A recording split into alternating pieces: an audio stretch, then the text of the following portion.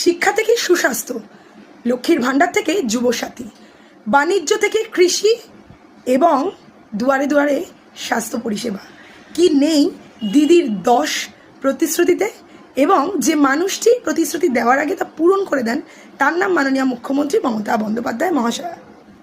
শিক্ষাই দেশের সম্পদ, তাই শিক্ষাকে সুনিশ্চিত করে স্মার্ট ক্লাসের সংখ্যা বাড়িয়ে শিক্ষার প্রতি ছাত্রছাত্রীদের আগ্রহ বাড়িয়ে তুলতেই আমার আপনার মামাটির সরকার আগ্রহী বেশি।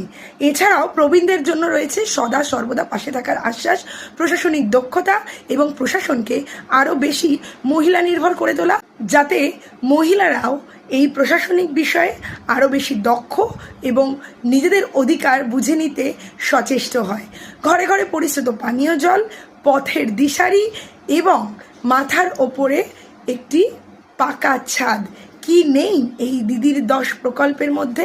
শুধু তাই নয়, যে মাননীয় মুখ্যমন্ত্রী মমতা বন্দ্যোপাধ্যায় মামাটি সরকার আমার আপনার অর্থাৎ পশ্চিমবঙ্গবাসীর জীবন 100টারই বেশি প্রকল্প দিয়ে মুড়িয়ে রেখেছেন, তারই তো নাম উন্নয়ন, তাই না?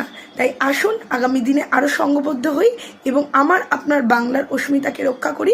বাংলা বিরোধী শক্তির নিপাত ঘোষণা করে আমরাই বলি, যতই করো হামলা আবার জিতবে বাংলা, এগিয়ে বাংলা, সুস্বাস্থ্যের বাংলা, সাফল্যের বাংলা, জয় বাংলা।